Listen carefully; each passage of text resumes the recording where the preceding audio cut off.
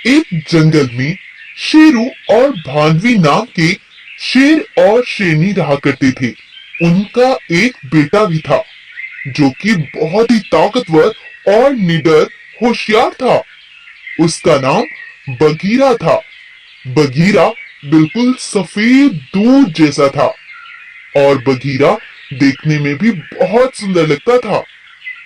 एक बार उनके जंगल में एक खतरनाक बाघ मानव आ जाता है। वो बहुत ताकतवर और बहुत खतरनाक था। उसने सभी जानवरों को इकट्ठा किया और उनसे बोला, सुनो सभी, मेरी बात ध्यान से सुनो।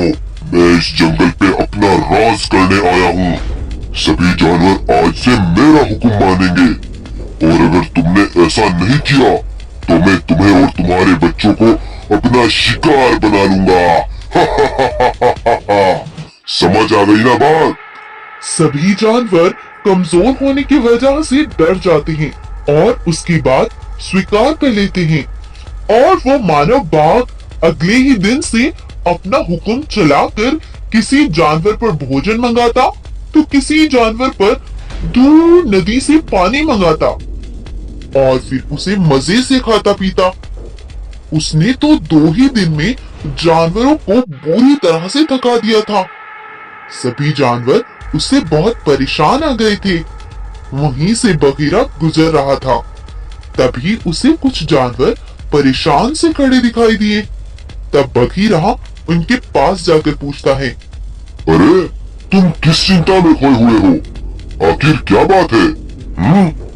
बगीरा, दरअसल बात ऐसी है कि हमारे जंगल में 2-3 दिन पहले एक खतरनाक बाघ मानव घुस आया था।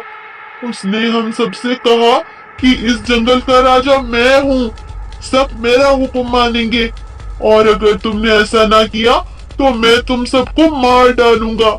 उसने हमें बहुत परेशान कर दिया है बगीरा। तो ये बात है, तो तुमने मुझे पहले बताया क्यों नहीं? मेरे होते हुए किसी की हिम्मत नहीं कि कोई तुम्हें नुकसान पहुंचाए। चलो मैं देखता हूँ उसे। तब सभी जानवर बगीरा को उस मानव बाघ तक ले जाते हैं। बगीरा को देखकर वो मानव बाघ बोलता है, अरे ये सफेद शेर तो बड़ा ही सुंदर है। आखिर कौन है ये? मैं तुम जैसे लुटेरों का अंत करने के लिए इस धरती पर आया हूँ। मेरे होते हुए तुम किसी पर हुक्म नहीं चला सकते। तुम्हारी इतनी मजाल, तुम मुझसे जुबान चलाओगे। मैं तुम्हें अभी सबक सिखाता हूँ।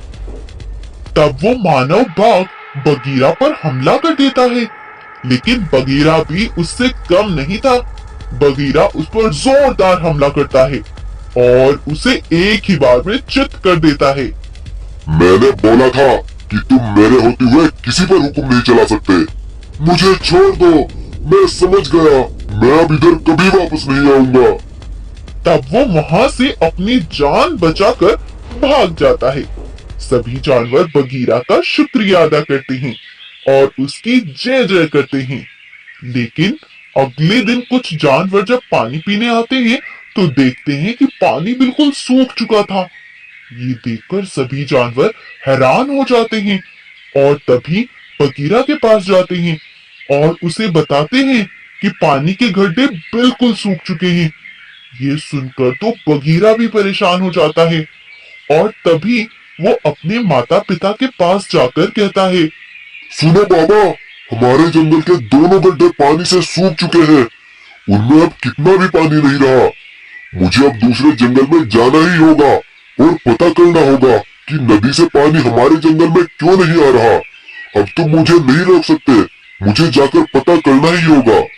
तब बगीरा अपने दोस्त भालू को लेकर दूसरे जंगल की ओर निकल पड़ता है।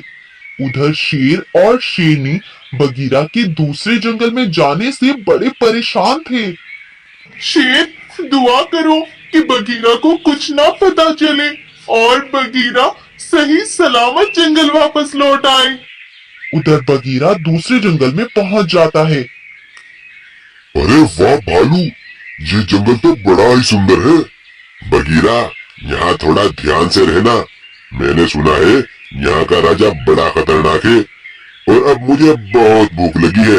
अब यहीं रुककर भोजन करते हैं। तब वो रुककर दोनों भोजन करने लगते हैं।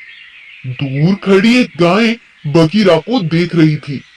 तभी बगीरा की नजर भी उस गाय पर पड़ती है। तब बगीरा भालू से कहता है, अरे भालू, वो गाय मुझे क्यों देख रही है?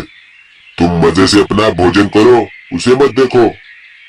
अब भोजन करने के बाद हमें पता करना होगा कि वो नदी कहाँ पर है और हमारे जंगल में पानी क्यों नहीं जा रहा।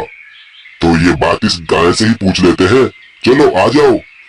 तब वो दोनों गाय के पास जाकर बोलते हैं, गाय, हम पास के जंगल से आए हैं। हमें पता करना था कि इस जंगल में वो नदी कहाँ पर है, क्योंकि हमारे जंगल में उस नदी से पानी जाना बंद हो गया। बस हमें यही पूछना था। हाँ हाँ, सब बताऊंगी मैं तुम्हें, लेकिन पहले ये मुझे बताओ कि तुम गब्बर शेर के बेटे हो ना? क्या? गब्बर शेर? नहीं, मैं तो शेरू का बेटा हूँ। शेरू? अच्छा, शेरू तुम्हारे चचा? क्या? चाचा? चाचा नहीं, वो मेरे पिताजी है। नहीं बेटा, वो तुम्हारे पिता नहीं, चचा जी हैं। तुम्हारे पिता को तो इस जंगल के राजा बाघ ने मार डाला था। ये तुम क्या बोल रही हो? मुझे कुछ समझ नहीं आ रहा। बेटा, जब तुम बहुत छोटे थे, तुम्हारे पिता इस जंगल के एक ईमानदार राजा थे। वो हमेशा जानवरों के भले के बारे में सोचते थे, लेकिन बाघ बड़ा लालची और बड़ा खुदगर्ज था। वो जंगल पर किसी भी तरह राज करके रहना चाहता था। तो उसने अपने कुछ साथियों के साथ नदी के बीच में कुछ पत्थर लगाकर नदी से सभी जंगलों में जाने वाला पानी रोक दिया, जिससे जंगलों में पानी नहीं पहुंच पाया। तो अगले ही दिन सभी जंगलों के जानवर तुम्हारे पिता गब्बर शेर के पास आए। अरे गब्बर शेर, ये तुमने क्या किया? तुमने नदी के बीच पत्थर लगाकर हमारे जंगल का पानी क्यों रोक दिया? हाँ गब्बर शेर, ये तुमने बिल्कुल अच्छा नहीं किया। ये तुम क्या बोल रहे हो? मैंने तो ऐसा कुछ नहीं किया। तभी बाघ वहाँ पहुंचकर बोला, सुनो भाइयों, ये गब्बर शेर तुम्हें परेशान करना चाहता है।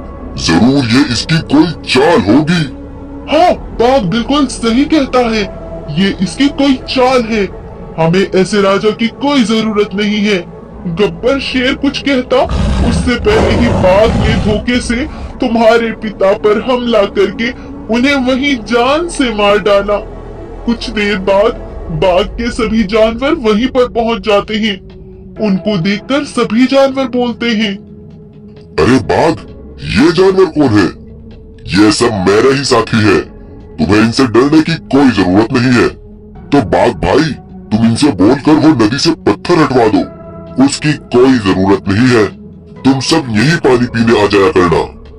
लेकिन हमारे जंगल तो यहाँ से बहुत दूरी पर है। हम यहाँ कैसे रोज पानी पीने आएंगे? इस बात को लेकर हम गब्बर शेर के पास आए थे। ये तो सब मेरी ही एक चाल थी। उस नदी पर मैंने ही वो पत्थर लगवाए थे। अब शेर तो मर गया, तो अब इस जंगल पर मैं राज करूंगा। और अगर तुम्हें पानी पीना है तो यहीं आकर पीना होगा, नहीं तो मेरी तरफ से प्यासे मरो। ये सुनकर सभी जानवर बड़े हैरान हो गए थे। तो ये तुम्हारी एक चाल थी। तुम्हारी वजह से गब्बर शेर भी मारे गए। तुमने ये बिल्कुल अच्छा नहीं किया बाघ। तब सभी जानवर अपने अपने जंगल वापस लौट गए और तुम्हारी चचा शेरू तुम्हें अपने साथ लेकर दूसरे जंगल चले गए। सभी जानवरों के चले जाने के बाद बाघ ने जंगल में रुक जाने वाले जानवरों से ऐसा कहा, सुनो सभी जानवरों, मैं तुम्हें कोई नुकसान नहीं पहुंचाऊंगा, लेकिन दूसरे जंगल से पानी पीने जो भी नदी पर आएगा, मैं उसे अपना शिकार बना लूंगा। इस तरह से जो दूसरे जंगल का जानवर पानी पीने आता तो बाघ उसे अपना शिकार बना लिया करता था। कुछ दिन ऐसा ही चलता रहा। कुछ दिन बाद तुम्हारे चचा ने चुपके से अपनी नदी की ओर कुछ पानी खोल दिया, जिससे तुम्हारे जंगल के कुछ गड्ढों में पानी चला जाता था। लेकिन अब बाघ ने वो भी बंद करवा दिया है। बगीरा, तुम्हारे पिता बिल्कुल तुम्हारे जैसे ही थे, इसीलिए मैंने तुम्हें पहचान लिया था। अच्छा, तो इसी राज की वजह से मेरे चचा और चची मुझे यहाँ आने से रोकते थे। अब मुझे ही उस धोखेबाज बाघ का अंत करना होगा, तभी सभी जानवर सुख से रह सकते हैं। तब गाय बाघ से छुपकर बगीरा को लेकर जंगल में रहने वाले जानवरों के पास ले जाती है और उन्हें बताती है, सुनो भाइयों, ये हमारे पहले गब्बर शेर का बेटा बगीरा है।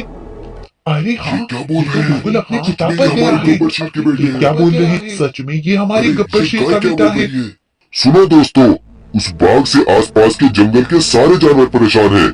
उस धोखेबाज ने मेरे पिताजी को भी मार डाला था और अब उस नदी पर जो भी पानी पीने आता है वो बाघ उसे मार डालता है। इसीलिए अब हमें उसका अंत ही करना होगा। क्या तुम मेरा साथ दोगे?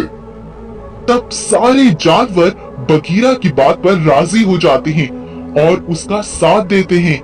तब बगीरा जानवरों को अपने साथ उस बाघ के पास ले जाता है। यह सब देखकर बाघ और उसके सिपाही हैरान रह जाते हैं।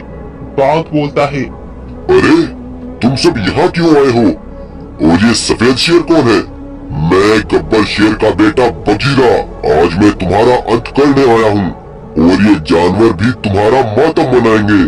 तब सभी जानवर उसके सिपाहियों को मार डालते हैं और बगीरा भी गुस्से से बाघ को नोच नोच कर मार डालता है और इस तरह बगीरा अपने पिता का भी बदला ले लेता है और पानी की समस्या भी खत्म हो जाती है।